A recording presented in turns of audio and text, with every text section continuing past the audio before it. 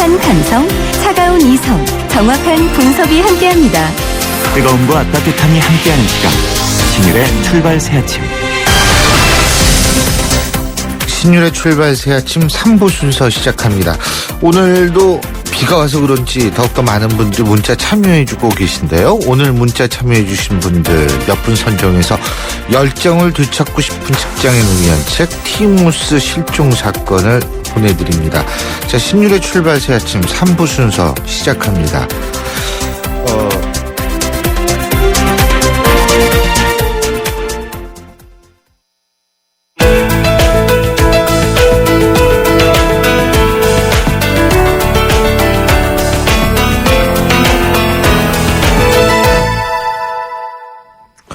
국민적 관심을 모았던 김영란법 처음 국회에 제출된 지 929일째 만에 여야 합의하에 오늘 본회의에 상정이 됩니다.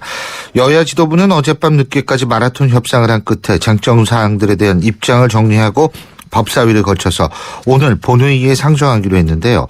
이 법이 본회의를 통과하면 직무 관련성에 상관없이 공직자를 포함해서 언론인, 사립교원까지 이 100만 원 초과 금품 수수 시 처벌이 가능해져서 공직사회에 커다란 변화가 일어날 전망입니다.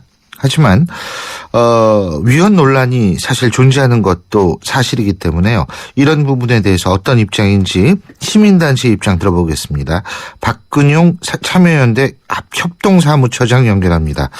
박 처장님, 안녕하세요. 예, 안녕하세요. 예, 안녕하세요. 예. 김영란법, 시민단체 입장에서 볼 때는 당연히 관심이 크실 텐데. 예? 네네. 이 여야 합의안 어떻게 평가하십니까? 네, 우선은 2월 임시국회 내에서 처리하겠다라고 했던, 주요 정당들의 약속을 최소한 지켰다는 점에서 긍정적인 면도 있을 것 같고요. 예. 그리고 사실은 이제 직무 관련성이나 대가성이 불투명하지만, 그동안 이제 접대, 로비, 금품 제공하고 스폰서다, 이런 우리가 사회에서 좀 안타까운 예. 일들이 많았는데, 그런 일들을 이번 합의안에서 상당 부분 좀, 규제할 수 있도록 했다는 점에서 이번 여야 합의하는 내용은, 저희는 좀 긍정적으로 평가하고 수 있을 것 같습니다. 예, 그렇군요. 그런데요, 제가 이제 하나하나씩 좀 여쭤보겠습니다. 네. 일단은 지금 위헌 시비가 일고 있는 조항 중에서 가장 큰 거, 사실은 여러 가지거든요, 지금 위헌 시비가. 일단 사립학교 교원, 언론기관 종사자가 포함이 됐다. 이 부분인데요. 예? 네네. 그런데 이것을 포함시키지 말자는 얘기는 아니에요. 예? 네네. 그런데 일단 여기 공공성을 띠고 있기 때문에 이런 거거든요. 예? 네네. 그런데 거버넌스라는 얘기를 다 너무나 잘 아시겠습니다만 협치라는 개념이죠. 우리나라 말로 한다면. 네. 그렇다면 지금 박 처장님이 몸담고 계신 시민단체라든지 혹은 네. 기업이라든지 예? 시장, 그러니까 우리가 일반적인 자본주의 시장에 종사하는 종사자들도 사실상 공공성을 띨 수밖에 없는 게 현대사회인데 예? 네네. 여기에서 사립학교 교원과 언론기관 종사자만 포함되어 있다라는 거는 그렇죠. 형평성에 있어서 어긋나는 거 아닙니까? 네, 충분히 그런 생각을 했습니다. 그러니까 규제의 범위를 어디까지 할 것이냐. 단순히 이제 공공성이다라고 하면 공공성을 띈 곳을 어디까지 볼 것이냐에 대해서는 각자 사람들마다 생각이 좀 다를 수도 있고요. 또는 주장하는 사람들마다 범위의 한도가 다 다를 수 있을 거라고 저도 생각됩니다. 예. 근데 지금 이제 지난해 세월호 참사 이후에 국회 정무위원회에서 논의를 하면서 그럼 언론사 쪽은 좀 더 포함시켜보자. 그다음에 사립학교의 경우에는 공립학교와 같이 국가 재정이 또 많이 들어가기도 하고 이런 이제 특수성이 있다. 이러면서 다른 부분은 몰라도 공공성이라는 영역 하에 언론사 그다음에 사립학교까지는 좀 포함시킬 수 있다는 판단을 한 것 같습니다. 우리 지금 진행자께서 말씀하신 것처럼 이왕 가면 공공성이라고 그러면 더 넓힐 수도 있지 않느냐라고 볼 수 있지만 우선은 그거를 그 두 가지를 넓히는 것에 대해서도 너무 넓어지는 거 아니냐라고 하는 사회적인 이제 논쟁이 벌어지게 된 건데 국회를 통해서. 예. 그래서 일단은 그 정도 범위 내에서 이번에 이 법을 시행해보자라고 충분히 정책적으로 결정을 할 수는 있다고 생각되고요. 그것이 다른 범위에 있는 있는 사람들한테 적용 안 된다고 해서 예. 유연성이 바로 생긴다. 이렇게 저는 생각은 하지 않습니다. 그래서 국민적으로 합의를 좀 한다든지 사회적으로 최대한의 사람들이 만약에 동의할 수 있는 수준이 많이 넓히면 넓힐수도 좋지만 우선은 이 범위까지는 해보자라고 하는데 어느 정도 공감대가 형성될 수 있다면 그것부터 시작할 수 있고 지금 현재 그것은 우리가 일반적으로 아는 공무원 그리고 공공 관련 기관 그리고 언론사와 사립학교 이 정도가 사회적으로 그래도 공감대가 조금이라도 더 가능한 범위이기 때문에 이렇게 시행할 수도 있다 이렇게 좀 근데 생각합니다. 형평성이라는 측면에서 볼 때는 위헌이라는 것은 공감대의 형성과 개인의 판단과는 무관한 거 아니겠어요? 네, 이게 형평성의 문제가 위헌의 문제는 사실은 아닌 것이죠. 아니라고 보시는 거죠. 왜냐하면 네. 법학자 중에서는 형평성이 위헌 소지의 가장 중요한 부분이라고 주장하는 분들도 있거든요. 네, 뭐 그런 네. 주장을 하시기도 하는 걸로 알고 있는데요. 뭐 문제에서는 될 소지는 없다 이렇게 생각합니다. 그리고 또 한 가지는 뭐냐면 지금 이게 약 300만 명 정도가 해당이 된다라고 얘기를 하지 않습니까? 네네. 그래서 300만 명을 일일이 다 쫓아다니면서 예 식사는 3만 원 넘게 하나 예 뭐 이런 예를 것들을 들면 예, 우리가 이제 이런 것들을 제대로 알 수가 없기 때문에 네. 실제적으로 표적 수사의 가능성이 제기되고 있고요. 그렇게 된다면 뭐 예를 들면은 수사기관이 마음만 먹으면 특정 언론인들을 겨냥을 해서 얼마든지 조사해서 털면 나올 수 있다라는 우려 섞인 시선도 있습니다. 어떻게 보십니까? 네, 그냥 어떤 법을 형법 같은 누구를 처벌하는 법을 만드는 순간은 그 법을 적용하기 위해서 모든 사람들을 다 감시할 수 있느냐 어렵다. 그러면 지금 우리 진행자께서 말씀하신 것처럼 누구를 특정하게 찍어서 악용할 수 있다라고 하는 거는 이 김영란법 아닌 어떤 법도 사실 마찬가지입니다. 그러니까 예를 들면 지금 형법에 뇌물죄라는 조항도 있지 않습니까? 예. 이 뇌물죄도 모든 국민들이 다 사실 적용을 받는 조항입니다. 예. 그러면 뇌물을 받고 있는지를 경찰이나 이런 데서 매번 매일 모두를 다 감시하느냐? 사실 또 그렇지는 않습니다. 그렇다고 해서 표적 수사를 항상 하느냐? 항상 하지는 않습니다. 물론 간혹 표적 수사를 해서 사회적으로 지탄을 받는 경우가 생기고 그것은 사회적인 여론의 압력으로 인해서 더 이상 그러지 말아라라고 하는 검찰을 개혁하는 이슈하고 연관이 될 거라고 생각됩니다. 예. 명란법도 마찬가지라고 생각됩니다. 지금 뭐 이 범위가 어느 정도 사람 숫자에 영향을 준다라고 여러 가지 통계들이 나오는데 그렇다고 해서 검찰이 이 부분을 표적으로 나오겠다 하는 순간은 검찰의 개혁의 문제 또는 검찰의 권한 오남용의 문제로 오히려 논의가 확대될 수 있다고 저는 생각되는데요. 예. 어떤 형법이든지 처벌하는 조항을 만드는 순간 항상 그거는 있을 수밖에 없는 건데 그것이 두려워서 어떤 형사처벌을 하지 말자. 하지 형사처벌을 하려고 말자라는 그러면 얘기보다도? 국가기관이 나서야 되는데 형사처벌을 하지 말자라고 하는 순간은 그러면 모든 걸 다 하지 말자는 거하고 저는 별반 근데 다르지 이게 않다. 지금 식사 같은 경우에 3만 원 이상이거든요. 네. 3만 원 이상이면은 이거 자칫하면 넘습니다. 어복쟁반 하나에다가 소주 한 병, 맥주 2병 시켜 먹으면 거기다 소주 한 병 더 먹으려고 그러면 이게 걸리는 거거든요. 과태료로. 예? 그러니까 예를 3만 원을 들면은 먹었다고 해서 지금 말씀하신 대로 바로 과태료가 되는 건 아닙니다. 과태료가 되는 경우에는요, 직무 관련성이 맞습니다. 있는 경우에 예를 들면 일정 금액 이상인데 그게 100만 원보다는 작을 때 이렇게 받는 경우에 해당되기 때문에 그러니까 이제 국회의원하고 기자들은 밥 먹으면 안 되는 거죠, 대부분은. 네, 그런 경우에 그죠? 예외 조항으로 우리가 의례적인 사교의 관계라든지 또는 이제 직무의 수행 예. 과정에서 받는다든지 이런 경우는 또 예외로 사실 되어 있습니다. 근데요, 지금 사규라든지 혹은 국가의 관원상제와 같은 어떤 그러한 것들, 이것이 이 형법상에 있어서 이 명확성이 떨어지기 때문에 이 부분도 문제가 된다라고 얘기를 하거든요. 네, 이거는 접대 문화를 우리가 지금 바꾸자라고 하는 건데, 그러면 여기서 접대의 수준이 어디냐에 대해서는 분명히 우리 사회에서 이제 규정을 세워 나갈 필요가 저도 있다고 생각됩니다. 그거 예. 이제 판례가 만들어지고 사례가 만들어지면서 그것들의 범위는 좀 정리가 될 것 같은데요. 지금 이제 시행 시기를 1년 6개월로 원래 법에서는 1년 이후에 이제 하겠다라고 했고 이번에 이제 여야 합의하는 1년 6개월 후에 하겠다고 했는데요. 그 과정에서 이제 시행령이라든지 시행 규칙이라든지 이런 다양한 이제 세부 규정들을 마련해 나갈 때 불필요한 오해가 생기지 않도록 또는 지금 말씀하신 것처럼 어느 경우까지가 처벌되는 거냐라고 해서 너무 모호한 부분이 있다고 그러면 그거를 이렇게 예시를 통해서 명확하게 1년 6개월 동안은 그런 작업들을 국민권익위원회나 이런 곳에서 분명히 해야 된다. 이렇게 될지는 생각됩니다. 모르겠습니다만 그리고 그 배우자 같은 경우에요. 배우자가 이 금품 받았을 경우 네. 여기에 신고 의무가 있지 않습니까? 네.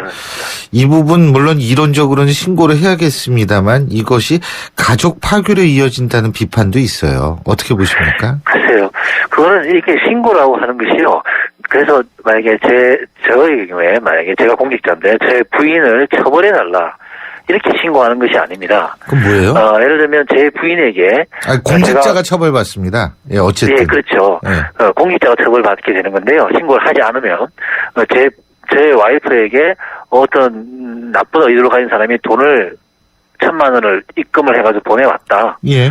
라고 하는 그 사람을 사실은 신고하는 것이죠. 그러니까 저한테 돈이 직접 왔거나 또는 제 와이프에게 누군가가 부정한 돈을 보내왔다라고 제가 소속되어 있는 공공기관의 공직윤리 담당관에게 신고를 하는 이런 겁니다. 그래서 부인을 신고하는 것이 아니라 부인을 통해서 나한테 누군가가 나쁜 돈을 보내왔다는 걸 신고하기 때문에 이것이 가족을 해체한다든지 뭐 이렇게 반인륜적으로 어떻게 식구를 누구에게 이렇게 신고하느냐 이런 거하고는 좀 다른데 예. 이게 가족이 받은 금품을 신고한다는 말을 이상하게 사람들이 좀 이렇게 자꾸만 활용을 하다 보니까 그런 오해가 있는 것 같습니다. 그러면은 대부분의 법학하는 사람들이 다 오해를 하고 있는 거군요. 지금 신율 진행자님께서 그걸 그렇게 해석하시는데 그건 대부분의 법학자라기보다는 국회에서 이것이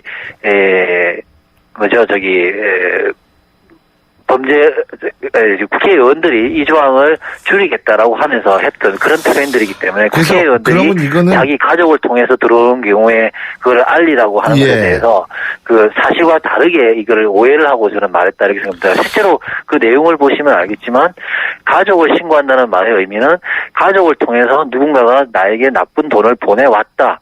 이거를 자기 알리라.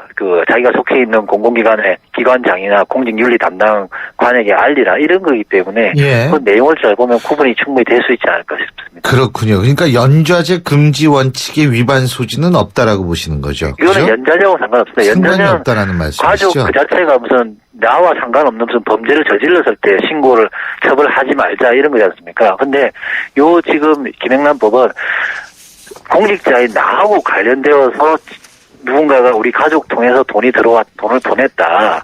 이런 거기 때문에 이거는 나하고 아무 상관없이 우리 가족 중에 누가 무슨 교통사고를 당했다. 교통사고를 일으켰다. 또는 뭐 사기를 쳤다. 이런 거를 신고하라고 하는 거하고는 전혀 다른 거지 않습니까? 그래서 연좌제하고 바로 두고 이야기할 수 없는 거다 이렇게 보는 거죠. 예. 어쨌든 오늘 통과가 될 거예요. 그죠?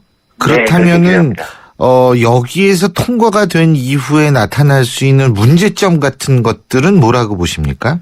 그런 아까 진행자께서 말씀하셨지만 이 법을 사실은 순탄하게 잘 적용한다 그러면 우리 사회에서 불필요한 접대, 로비, 스폰서 이런 잘못된 관행들을 건드리는 좋은 법이 될 수도 있지만 이 법을 누군가에게 표적 수사의 수단으로도 많이 사용하겠다 그러는 순간은 이 법의 기본 취지를 악용하게 되는 그런 문제가 있습니다. 그래서 검찰이나 경찰이나 이런 수사기관들이 이 법에 악용하지 않도록 하는 문제는 항상 우리 사회가 관심을 가져야 되는 부분이다. 저는 그렇게 생각됩니다. 이게 김영란법 통과해가지고 부정부패를 없애야 된다라는 취지에 대해서 반대하는 국민은 제가 볼 땐 전혀 없을 거라고 생각을 합니다. 네네.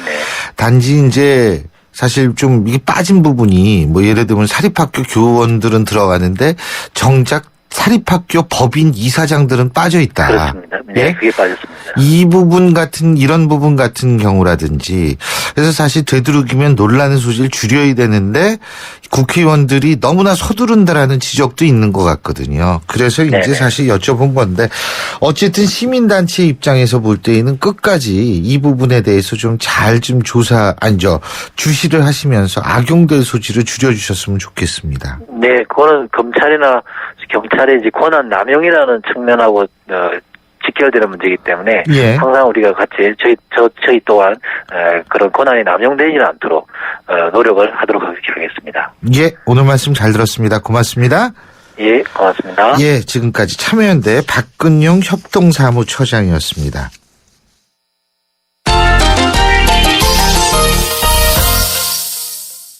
경향신문 김세훈 기자 연결합니다. 안녕하십니까? 네, 안녕하세요. 예, 자, 메이저리그의 피츠버그에 진출한 타자 강정호 선수요. 네. 지금 시범 경기에 나서는 모양이죠? 네, 그렇습니다. 이제 방금 전에 피츠버그가 자체 청백전을 가졌습니다. 그러니까 자체 선수들끼리 이렇게 나눠서 연습 경기를 치른 거죠. 예. 강정호가 3번 타자, 그리고 유격수로 선발 출전을 했어요. 1, 2, 3회까지 수비를 하고 1타수 무안타 이렇게 기록을 하고 교체 아웃이 됐습니다. 그러면서 이제 내일부터 피츠버그가 토론토하고 시범 경기를 갖게 되는데요. 예. 강정호 선수가 이제 시범 경기에 나서게 되는 참 중요한 순간입니다. 왜냐하면 지금 현실적으로 강정호가 주전으로 뛰기는 상당히 어렵거든요. 예. 이제 메이저리그 이제 시즌 시작되면요. 근데 이제 강정호 선수가 시범 경기에서 어느 정도 경기력을 보여주느냐에 따라서 메이저리그에서도 주전으로도 뛸 수 있고 아니면 뭐 교체로 들어가든가 그렇게 할 건데요.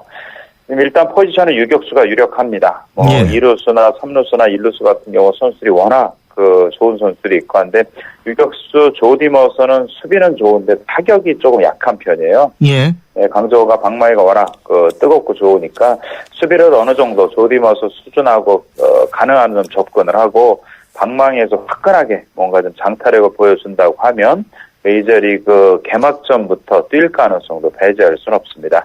일단 강정호 선수가 보통 이제 구단이 생각하는 게 시범 경기에서 제가 보기에는 3할 이상을 강정호가 쳐야 될 것 같고요. 장타력이 워낙 있는 선수니까 2루타 이상의 큰 타구를 좀 많이 날려야 되는 상황입니다. 특히 또 시범 경기 같은 경우는 타자들은 완전히 집중을 해서 경기를 하지만 투수는 공을 좀 슬슬 던지거든요. 그러니까 이런 경기에서 강정호가 3할 때 이상을 못 친다고 하면 조금 주전 경쟁에서 좀 밀릴 가능성이 있죠. 어쨌든 강정호가 내일부터 토론토 블루제이스하고 원정 경기에서 지금 주전으로 6번 타자 그리고 주전 유격수로 나설 상황이 상당히 좀 높아졌습니다. 강정호 선수가 메이저리그 개막으로서 25명에 들어가기 위해서 아주 좋은 플레이를 계속 보여줬으면 좋겠다는 바람이 있죠. 그렇군요. 그리고 프로배구 전통의 명가라고 그러죠. 현대캐피탈이요. 네. 사상 처음으로 플레이오프에 진출에 실패를 했네요. 예? 네, 그렇습니다. 예. 프로배구가 이제 2005년부터 시작이 됐거든요. 예. 그때부터 현대캐피탈이 매년 매 시즌마다 포스트 시즌에 진출했습니다. 그때는 이제 3위까지 나가게 됐는데 올해는 4위까지 나갈 수가 있거든요. 그런데 어제 한국전력하고 캐피탈이 붙었는데 현대캐피탈이 패했고요. 예. 3대1을 패하면서 이제 풀세트 접전 가면서 패하면 승점 1이 주어지는데 그 승점을 받아도 남은 3경기에서 아무리 잘해도 3위 한국전력하고 승점 차를 4점 이하로 좁힐 수가 없습니다. 4점까지 좁힐 때 3점 이하로 좁힐 수가 없어요. 예. 프로배구에서는 3위, 4위하고 승점 차가 3점 이하가 날 경우에 단판제 준 플레이오프를 하게 되는데 4점까지밖에 좁힐 수가 없으니까 예. 현대캐피탈이 4위를 하고도 플레이오프에 진출할 수가 없는 거죠. 김호철 감독도 현대캐피탈을 오래 이끌어왔고 또 현대캐피탈이 삼성화재의 맞수로 계속 프로배구의 양강 체제를 이루고 해왔지만 이번 시즌에는 외국인 선수를 계속 실패를 했고요. 또 지난해 말에 국내 선수를 좀 트레이드하려고 시도를 했다가 규정 위반으로 트레이드가 실패를 하면서 선수 보강도 못했고 또 팀 분위기도 저하됐습니다. 그러면서 이번 시즌은 10시즌 만에 프로배구 처음으로 포스트 시즌에 탈락하는 수모를 겪게 됐죠. 예, 잘 알겠습니다. 오늘 말씀 여기까지 듣죠. 고맙습니다. 네, 고맙습니다. 예, 경향신문 김세훈 기자였습니다. 출발 새 아침은 청취자들의 참여를 기다립니다. 짧은 문자 50원, 긴 문자 100원의 문자 서비스 혹은 트위터 YTN 알스타트로 함께해주세요. 참여하신 분들 중 몇 분을 선정해 준비한 선물을 보내드립니다.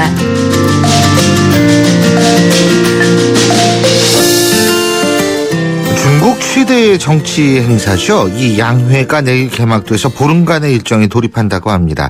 양회라는 거는요, 전국인민대표대회인 전인대 그리고 전국인민정치협상회의의 약자인 정협, 이 두 가지 회의를 일컫는 말인데요. 올해는 특히 시진핑 국가주석의 집권 3년차 국정 운영을 제적으로 이 뒷받침하는 각종 법안과 또 조치들이 나올 것으로 예상이 돼서 주목을 끌고 있습니다. 자세한 내용 한국외국어대학교 국제지역대학원 강준영 교수 연결해서 얘기 들어보겠습니다. 강 교수님 안녕하십니까? 네, 안녕하세요. 예, 양회. 예? 네. 양회가 옛날에는 무슨 양회 이런 거 많았잖아요. 예? 시멘트 공장. 맞습니다. 전 그건 줄 알았더니 네. 정협하고 전인대 두 가지 회의를 일컫는 말이죠, 이게. 그렇습니다. 말 예. 자체가 이제 양이 두 개라는 뜻이죠. 두 양자를 써서 양회라고 부르는 거고요. 잘 아시다시피 중국의 소위 춘절 연휴 기간이 굉장히 길지 않습니까? 예. 그게 끝나고 나서 이 두 회의가 열리면서 한 해의 공식 정치 일정이 시작이 됩니다. 예. 이제 먼저 정치협상회의라는 게 열리는데, 중국이 1949년에 성립하고 나서 처음부터 이런 회의를 갖기가 어렵잖아요. 그러니까 인민들의 협상을 통해서 한다 그래서 이 정치협상회의라는 걸 만들었고, 재헌국회 역할을 했습니다. 헌법을 만들고 1954년 9월에 이제 전국인민대표대회가 이걸 통과시키면서 예. 본격적으로 이제 중국 헌법상의 최고 권력기구 역할을 하는 거죠. 물론 중국에는 이제 공산당이 있기 때문에 전국인민대표대회가 이게 소위 고무도장, 거수기 역할 아니냐 이렇게 하지만 지금은 이제 많이 개선이 됐습니다. 이 전국인민대표대회를 우리가 주목하는 것은 국무원 총리가 정부 업무 보고를 합니다. 예. 우리로 치면 이제 시정 보고를 하는 건데요. 지난 1년을 결산하고 그다음에 올 1년은 이렇게 정부 정책을 펴겠다. 이렇게 하는 거기 때문에 경제 성장률, 예산 이런 부분들이 다 여기서 통과가 되는 거거든요. 우리 이제 국회 심의를 거치듯이. 그러니까 전국인민대표대회가 한 해의 정치 일정을 시작하는 굉장히 중요한 흐름 속에 첫 번째 이제 개시를 하는 스타트점에 있기 때문에 이제 관심을 갖는 겁니다. 근데요. 네. 시진핑 주석의 중국 내부 평가는 어떻습니까? 기본적으로 지금 이제 민간의 평가는 이렇습니다. 시마오덩이라는 말이 있는데요. 예? 시진핑, 모택동, 등소평을 3명을 합쳐서 시마오덩 그럽니다. 그걸 무슨 얘기냐? 그만큼 강력한 모택동과 덩샤오핑에 비교될 만한 강력한 지도력을 갖췄다. 라는 말을 국민들이 하는 거예요. 그 다음에 시다다라고 있습니다. 이 클때자를 2개 쓰는 건데요. 예. 아주 친근한 아저씨를 표현할 때 큰 아저씨 이렇게 쓰는데 이 인터넷이나 이런 데 보면 우리 시다다 잘한다. 그러니까 시진핑 주석이 지금 국가를 잘 이끌고 가고 있다. 이렇게 본단 말이죠.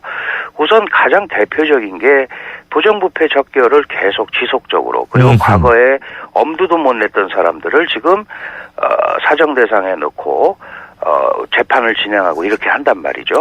이러다 보니까 이제 여기에 대해서 지지를 하는 겁니다. 그리고 외교적으로는 또 새로운 정책들, 미국과의 신형 대국 관계를 설정을 주창한다든지, 아시아인의 안보는 아시아가 해야 된다. 지난번에 상해 회의라든지 에이펙 회의 이런 데서도 그런 얘기를 계속하지 않습니까? 그러니까 국력 상승에 대한 자신감들을 표출을 하고 그런 것들 국민들이 보니까 국민들한테 아주 큰 인기를 얻고 있는 것 같아요. 그런데 문제는 지속적으로 계속 이게 이제 정치적 사정이라든지 부정부패 척결 이렇게 되니까 기존의 관료층들, 물론 부패한 관료겠습니다만은 이런 사람들이 계속 코너에 몰리다 보니까 이제 이 사정의 피로감이라 그럴까요? 이제 좀 적당히 하고 그만 덮어야 되는 거 아니냐.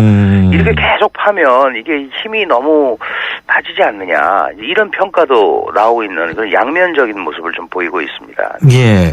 그리고 중국 경제 분야에 있어서 뉴노멀이라고 얘기를 하는데 이제 노멀이면 노멀이 뉴노멀은 뭡니까? 예, 뭐 노멀이라는 게 이제 일반적, 뭐 일상적 이런 건데 새로운 일상 상태에 중국이 접어들었다 이런 표현입니다. 무슨 뜻이냐하면 중국 그러면 우리가 고도 성장 생각나잖아요. 10% 성장 많이 했는데 중국은 이제 더 이상 10%를 성장할 수 있는 그런 국가가 아니고 7% 정도의 중저속 성장을 할 수밖에 없고 그것이 앞으로 중국의 일상적인 상태가 될 것이다. 이게 뉴노멀입니다. 그러니까 GDP에 더 이상 연연하지 않는다는 거겠죠. 그리고 옛날에 10% 성장하기 위해서 대규모 재정 투자를 했습니다. 이제 그런 것도 좀 안 하겠다. 결국은 근본적인 체질 개선을 통해서 산업 발전이나 미래 발전을 도모하겠다는 일종의 선언입니다. 그러니까 새로운 상태에 맞추어서 거기에 맞는 전략을 펴겠다. 이렇게 이해를 하시면 될 것 같아요. 1대1로라는 단어도 있더라고요. 이게 뭐예요? 실크로드 얘기 많이 들어보셨을 거예요.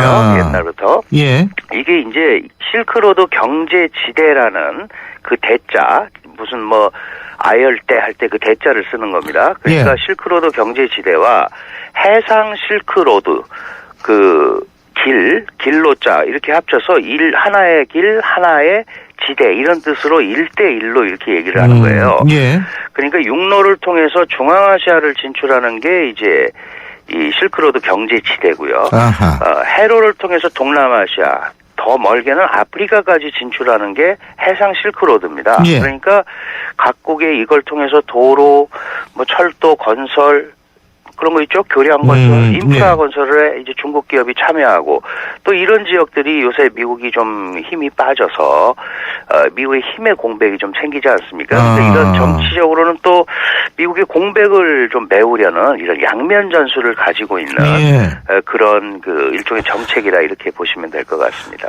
그리고 그 얼마 전에 중국 중앙은행이 기습적으로 금리 인하를 발표를 했는데 이거는 결국 아까 GDP에 연연하지 않겠다라는 얘기하고 조금 배치되는 거 아닌가요? 근데 이제 GDP에 연연하지 않는 게 과거 같은 고도 성장을 연연하지 않겠다는 건데 지금 어쨌든 중국은 최소한 7% 정도는 성장을 해야 소위 실업 문제라든지 이런 게 해결될 수 있는 그 마지노선입니다. 그러니까 무슨 말씀이냐 하면 적어도 7% 정도는 성장을 해야 지속 가능한 성장이라는 표현을 쓸 수가 있는 건데 그 밑으로 떨어지면 그 중국 같은 이런 거대한 항공모함 같은 경제체가 굴러가기에는 아직은 부족하다는 뜻이죠. 그러다 보니까 이게 지금 디플레이션 우려가 좀 생기는 것 같고 결국은 금리 인하를 발표하고 이러는 것 자체가 경기가 좋지 않다라는 거에 반증 아니겠습니까? 그러니까 적어도 우리가 7%대 정도 유지하기 위한 경기 부양 의지를 확고히 갖고 있다 하는 그런 걸 좀 천명을 하는 겁니다. 그러니까 예를 들어서 가장 대표적인 게 우리도 청년 실업이 문제입니다만은 중국은 한 730만 명이 졸업을 하거든요. 대학생이 1년에. 그다음에 그 전에 취업 못한 사람까지 해서 한 1,100만 정도를 취업을 시켜야 돼요. 근데 일자리 창출이 되려면 이런 성장이 돼야 되기 때문에 이런 금리 인하라든가 지준율 인하를 통해서 시중에 돈을 좀 풀어서 그 경기 진작 효과를 내려는 거다 이렇게 보면 될 것 같습니다. 알겠습니다. 그리고요, 이 중국의 한반도 정책은 어떨 거라고 보십니까? 뭐 특별하게 새롭게 바뀔 거는 없습니다. 마침 이제 우리하고는 FTA 가설명도 타결을 했고 최근에 표면적으로 드러나는 현안이 없기 때문에 한국과는 좋은 관계를 유지할 것 같고요. 지금 이제 김정은의 방북 문제가 가장 핵심적으로 걸려 있습니다. 근데 최근에 잘 보시다시피 김정은이 계속 지금 뭐 미사일 실험이라든지 이런 걸 하고 있기 때문에 그런 부분에 대해서 북한과의 소통이 안 이루어지면 그 방북이라든가 이런 게 쉽지 않을 것 같고요. 김정은도 그런 걸 알기 때문에 최근에 러시아와 접근을 하고 있단 말이죠.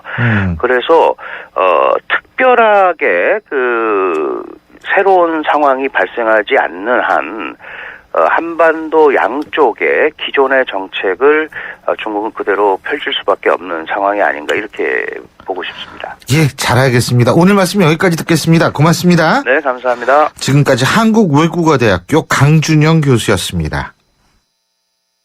차오가 같네 차오가 같아 2588 왜 차오가 같냐고요? 고객님 제발 한 번만 눌러서 확인해 주세요. 왼쪽 오른쪽 차오가 완전 같은 대리운전 번호죠? 응답하라 2588 응답하라 2588. 신율의 출발새 아침 3부 순서는 여기서 줄이겠습니다. 잠시 뒤 4부에서 뵙죠. 올해 중학교에 진학하는 민성이.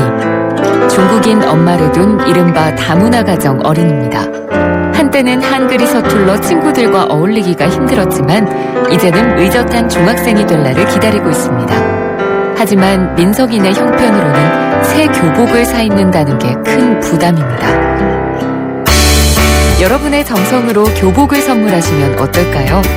민성이와 같은 많은 아이들이 새 학년을 보다 밝게 시작할 수 있을 겁니다.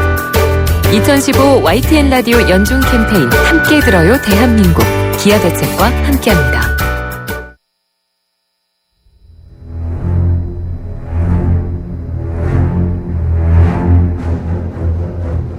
백형사의 사건의 재구성.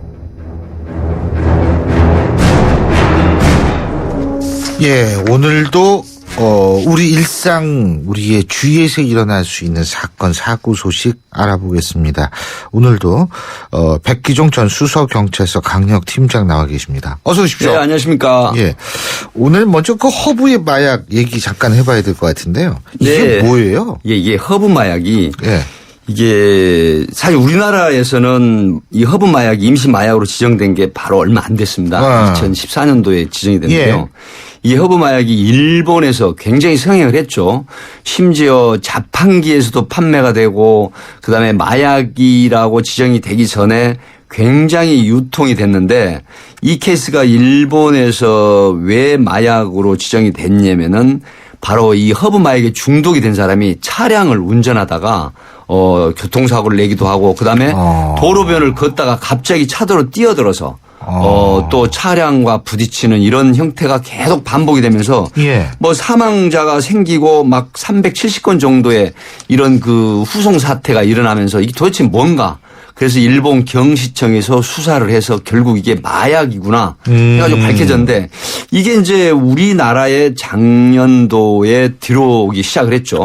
그래서 대기업체 다니는 하모 씨라는 30대 남성이 일본 총책에게 포섭이 됩니다. 예. 그래가지고 10kg을 들여와가지고 결국 직접 제조하기도 해서 우리나라 인터넷에 SNS상에 올려가지고 중고등학생 그다음에 현역 군인, 모델, 대학생, 대기업체 회사원 등 이런 사람들 한 103명 정도가 이걸 구매를 하죠. 그런데 이게 대마보다 한 10배 정도의 중독성이 또 환각 상태가 되면 높이 나와요.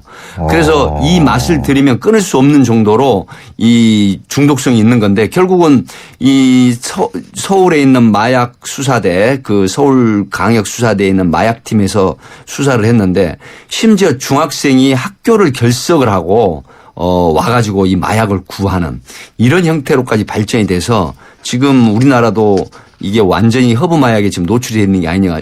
지금 가까운 부산에서도 지금 허브 마약이 유통이 되면서 경찰이 수사를 하고 있는데 상당히 지금 심각한 상태로 번지고 있습니다. 그러니까 이것도 마약은 분명히 마약이네요. 네. 확실한 마약인데 네. 그동안 아까 잠깐 말씀하셨습니다만 일본 같은 경우에 이것을 마약 취급을 안 한 이유가 뭐예요? 예. 그러니까 몰랐던 건가? 일본에서는 예. 이 마약 관련 경시청이나 수사기관에서 전혀 몰랐죠.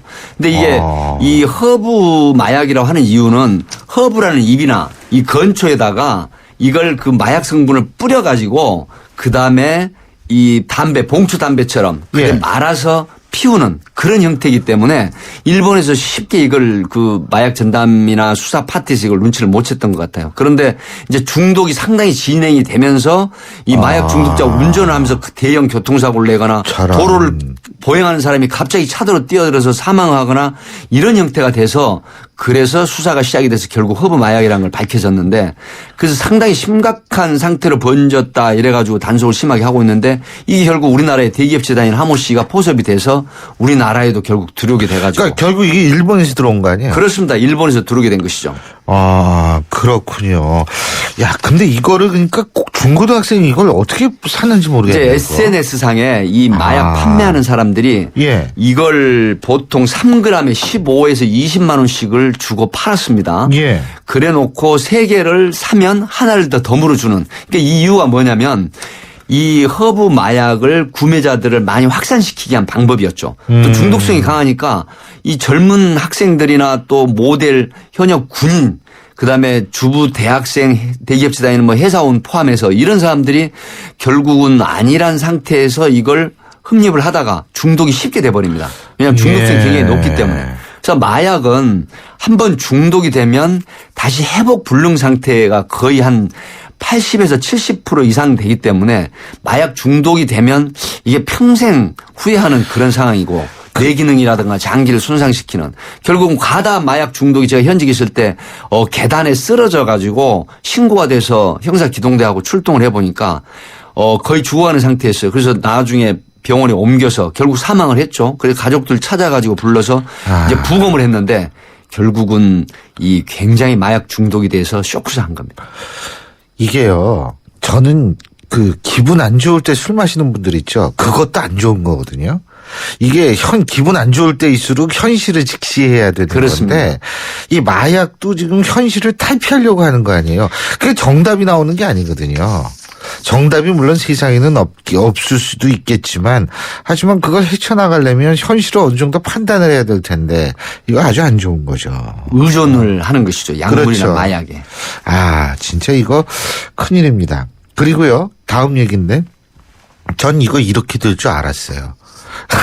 뭐냐면 간통죄가 폐지가 되니까 심부름센터가 바빠. 아주 심부름이 열심히 하는 모양이에요. 예? 지금 전국의 심부름센터하고 사설, 이게 사실은 불법이죠. 사설 흥신소라고 하는 게 통계는 한 5천 개 정도로 가는데 실제 한 2만 개 정도 됩니다. 그리고 놀라시겠지만 매출이 2조. 그러니까 아마 천문학적 숫자죠. 근데 팀장님 솔직히 경찰 하셨다 그만두신 분들도 이쪽으로 나가시는 분도 있잖아요. 예, 뭐 많지는 않지만은 사설 흥신소나 이 심부름센터에서 유혹을 해가지고 이곳에 몸담고 있는 전직 형사나 경찰이 조금 많지는 않더라고요. 예. 확인해 보니까 있는데 사실상 한 업소에서 2만 개는 한 업소에서 1년에 1억 정도 올리는 건 아무것도 아닙니다. 왜 그러냐면 1년에 1억을 올리는 게 아무것도 아니다. 예, 현재 실태가 그래요. 실태가 그래요? 예, 왜 그러냐면 몇 사람이 있는데 보통 간통죄가 없어지기 전에 이제 이게 불륜 현장 잡는 것만 해도 처음에 300에서 500을 요구를 합니다. 그리고 그 사람의 재산이나 어떤 사회적인 위치가 이제 밝혀지면 그보다 훨씬 더 많은 성공 보수, 성과금을 달라고 하는 이런 형태죠. 그렇게 돼서 오히려 이 심부름센터는 사설 흥신소에게 거꾸로 협박을 당하기도 하고 그다음에 상대방 이 조사자 말고 의뢰자가 아닌 피의뢰자 상대방 그러니까 부인이 의뢰를 했으면 남편 쪽에게 이렇게 부인이 했다. 그래서 협상을 하자 이렇게 딜을 해가지고 오히려 또 남편 쪽에게서 더 많은 돈을 받아내는 이런 범죄로 발전이 돼서 실제로 경찰에 많이 단속이 되고 있는데 그래서 지금 국회 3건의 민간조사원 선진국에는 거의 다 있거든요. 사설탐정이라고 하죠. 사립탐정. 이게 3건이 발의가 돼 있고 작년에 세월호 사건 터지기 전에 신직업 창출을 해서 국무회의에 박근혜 대통령께서도 좋다고 하셨던 이 민간조사원이 다른 여러 가지 새로운 직업하고 해서 계류 중인데 세월호 사건이 안타깝게 터지면서 지금까지도 계류 중으로 남아 있습니다. 민간 조사원이라는 게 결국은 사설 흥신소나 네, 그렇습니다. 사립탐정인데 결국은 미국 같은 경우는 세계 200개 지부를 둔 그래서 스위스 은행까지 비밀 계좌까지 밝혀내는 정도의 그런 업무 능력이 있는 이런 형태로 발전을 했다고 합니다. 그런데 우리나라는 현재 대부분 불법으로 아시면 되고요. 오히려 이런 사설 흥신소나 어떤 그 검증되지 않은 심부름센터에다가 의뢰를 했다가는 오히려 더 피해를 보는 수가 있다는 것을 유념하시면 좋겠고요. 그렇다면 대부분이 다 불법이라는 말씀이십니까? 실제로 불법입니다. 허가가 나지 않았기 때문에 불법이라는 것이죠. 근데 이 사람들이 불법이기 때문에 예를 들면 과거와 같이 간통 현장을 덮칠 때 예를 들면 여관문을 따고 들어간다든지 이건 불가능할 거 아니에요. 네, 이제 굉장히 조심해야 되는 게요. 지금 이제 질문에 말씀드리기 전에 이 전국에 널려 있는 콜라텍이나 미드나이트 뭐 캬바레를 비롯한 이런 곳에서 중장년 남성들이 뭐 축배, 예. 치여자하고 건배를 들었다고 합니다. 이유가 뭐냐면 간통죄가 없어졌기 때문에 이제는 형사처벌 받을 일이 없다. 그래서 특히 제비들이 아주 호기로운 생각을 하고 있다고 하는데 강남에서 강남 네, 같은 제비가 돌아왔군요. 아주 이제 이런 얘기가 들리는데 지금 간통죄 분류 현장을 그 증거를 확보하기 위해서 조심하셔야 됩니다. 왜 그러냐면 만약에 내 부인이나 내 남편의 휴대폰을 그냥 열어보면 그것도 비밀 침해죄. 그다음에 그 안에 녹취를 한다든가 했을 때 정보통신망법 위반. 그다음에 현장에 가서 불법으로 이 사진을 찍게 되면은 결국은 그것도 정보통신망법에 의한 카메라 촬영 불법. 그래서 상대방이 성적 수치심을 느낀다 할 때 거꾸로 고소를 당할 소지가 있고요.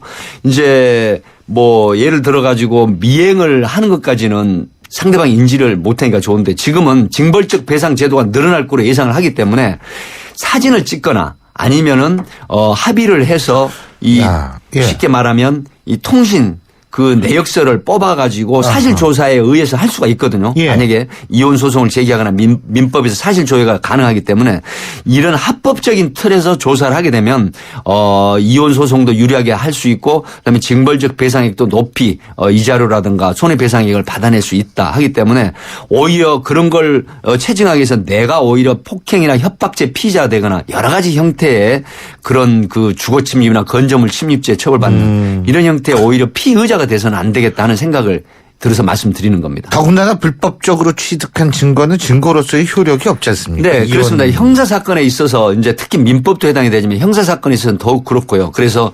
민법에는 폭넓게 배우자의 부정을 어떤 단초만 보더라도 정확한 현장에 어떤 그 부부 아닌 자와 상간자와 이 간통하는 현장을 꼭 아니라고 하더라도 어떤 정황만 가지고도 인정을 해주는 사례이기 때문에 그렇게 이해를 하시면 좋겠습니다. 한 가지만 간단하게 사립 탐정 합법화해야 된다고 보십니까?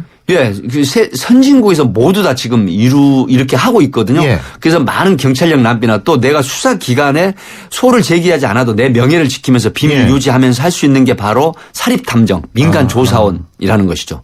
이 합법적으로 국가기관에서 허가를 내주고 관리하고 만약에 입법 시나 불법을 할 시 강력한 처벌하면 이게 아주 오히려 시민이나 국민들에게 도움이 되는 역할을 할 수 있다. 이렇게 분석을 합니다. 자, 간통죄 얘기는 여기서 하고요. 다음 얘기가 성매매 처벌법인데 네. 이게 지금 누가 이걸 위헌정했어요? 44세 된 독특하네. 성매매에 종사했던 여성이 단속이 되면서 결국은 이혼 심판 청구 소송을 했습니다. 위헌이요. 그래서 이게 이제 수명위로 또 올랐는데요. 이게 간통죄나 혼인빙자 간음죄가 이혼 판결이 나서 없어지면서 과연 성적 자기 결정권인 이 성매매도 정말로 이게 처벌을 해서는 안 된다. 그러니까 뭐 일설에서 내 몸 내가 알아서 하는데 국가가 왜 관리하느냐는 정말 그런 웃지 못할 해프닝도 있었다고 합니다. 예. 그래서 이런 부분을 제기를 했는데 이 성매매 관련 이게 이제 전체적인 건 아니고요. 이 성매매를 알선하는 이 법률 조항인데 내가 성을 팔고 또 알선하는 이런 부분에 있어서 과연 이게 형법이 국가에서 정한 형벌권이 개입을 해야 되느냐. 이건 아니다. 이런 형태에서 헌법 소원을 낸 것입니다. 그런데 이 성매매라는 것은 문자 그대로 금전을 전제로 성을 주고받는 거기 때문에 성적 자기결정권의 침해라고 보기는 그렇습니다. 사실상 이제 이런 반론도 있죠. 예. 그 성매매라고 하면 우선 여러 가지 성병 감염이나 또 성을 사고 팔고 함으로 해서 이런 어떤 그 부정행위가 늘어나고 그 납치, 인신매매 이런 것도 성매매 때문에 일어나는 그렇습니다. 거 아닙니까? 그런 그 여러 가지 유형의 범죄가 있지만 다른 반론을 제기하는 쪽은 바로 이겁니다. 소수 성적 약자라는 표현을 하더라고요. 근데 뭐냐면 독거남, 그다음에 애인이 연인이 없는 사람, 노인들, 그다음에 그 장애인들이 혹시 또 이제 연인이 없을 때 성적 해소 문제라든가 뭐 이런 여러 가지 성적 소수자라는 표현이 맞는지 모르겠지만 이런 형태는 과연 성적 욕구를 어떻게 해소할 것이냐. 인간에게는 물욕, 성욕, 그다음에 식욕 이런 게 있는데 그중에 중요한 3대 욕구 중에 하나인 성적 욕구를 과연 국가가 이 해결을 못 해준다고 하면 개인이 해결을 해야 되는데 막연하게만 이렇게 법으로 막아서 되겠느냐 하는 그런 반론이 있죠. 근데 선진국에서는 대개로 형법 체계가 이런 성매매도 모든 형법 체계에서 단속을 하는 그런 형태보다는 오히려 허용하는 범위가 넓거든요. 뭐 영국, 프랑스, 뭐 공창제도가 있다는 네덜란드라든가. 근데 특히 영국 같은 경우는 성매매 산업으로 아마 9조 정도 이르는 1년에 이런 형태의 수익이 있다고 합니다. 글쎄요. 근데 이 여성을 성적 착취 대상으로 바라본다라는 차원에서는 한번 이 부분에 대해서는 저는 이게 위헌이 안 될 것 같은데. 그렇습니다. 알겠습니다. 오늘 말씀 여기까지 듣죠. 네. 고맙습니다. 네, 안녕히 계십시오. 예, 지금까지 백기종 전 수서경찰서 강력팀장이었습니다. 사장님, 복잡하고 까다로운 세금 신고, 장부 작성, 재무 진단은 어떻게 해결하세요? 당연히 세무사에게 맡기죠. 고용산재보험 사무대행. 성년 후견인 업무도 해결해주는 든든한 파트너니까요. 세무사를 알아두는 것이 생활의 지혜입니다. 한국세무사회.